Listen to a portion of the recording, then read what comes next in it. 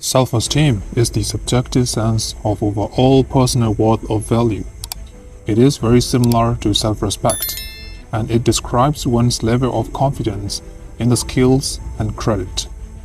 If you have healthy self-esteem, you can influence your motivation, your mental well-being, and your overall quality of life.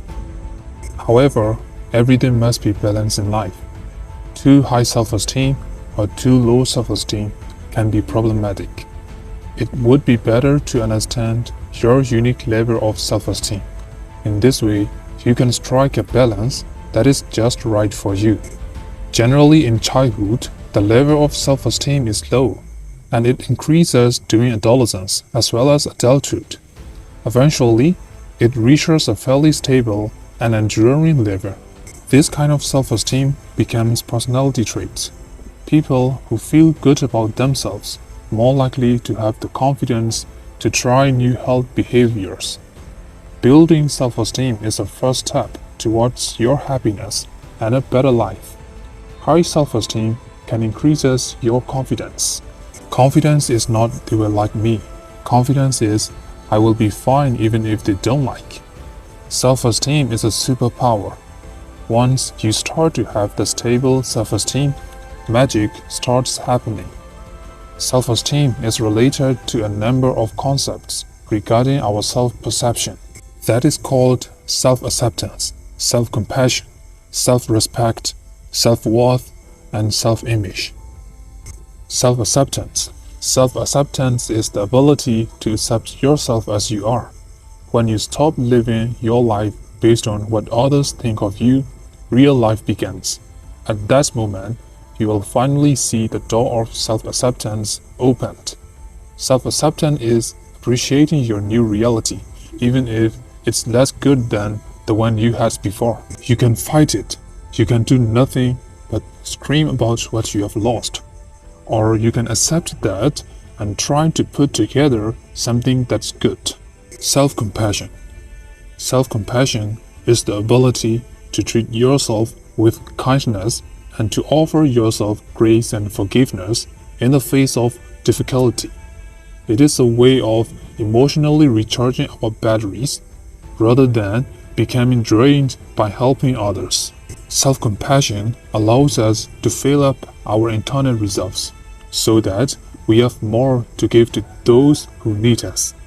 If we can compassionately remind ourselves in the moment of falling down that failure is the part of the shared human experience, then that moment becomes one of the togetherness rather than isolation. Self-compassion is being supportive and kind to yourself, especially in the face of stress and failures. It is associated with motivation and better self-control. Self-respect. Self-respect is the belief that you have and deserve dignity and respect. Love yourself enough to set boundaries. Your time and energy are precious. You gotta choose how you use it. You teach people how you treat you by deciding what you will and won't accept. Self-respect is the root of discipline. The sense of dignity grows with the ability to say no to yourself and others. There will always be someone who cannot see your worth. Don't let it be you. If they respect you, respect them. If they disrespect you, still respect them. Don't allow the action of others decrease your good manners, because you represent yourself, not others. Self-worth. Self-worth is the understanding of your value. No one cannot make you feel inferior without your consent.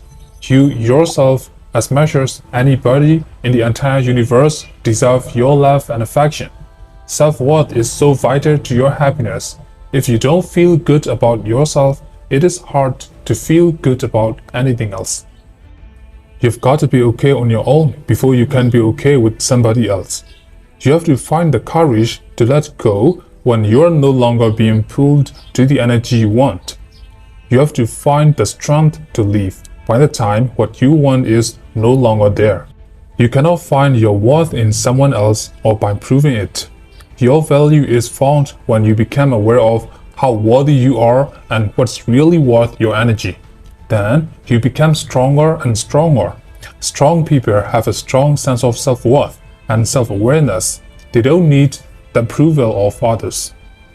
Self-image. Self-image is the personal view or mental picture that we have of ourselves.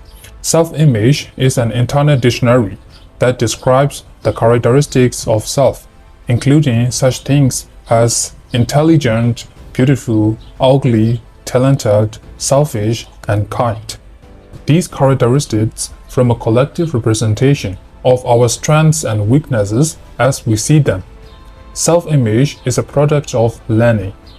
Early childhood influences, such as parents and caregivers, have a major influence on our self-image. With a positive self-image, we recognize our own assets and potentials while being realistic about our abilities and limitations. With a negative self-image, we focus on our faults and weaknesses, distorting failure and imperfections. Self-image is important because how we think about ourselves affects how we feel about ourselves and how we interact with others and the world around us. A positive self-image can boost our physical, mental, social, emotional, and spiritual well-being. On the other hand, a negative self-image can decrease our satisfaction and ability to function in these areas.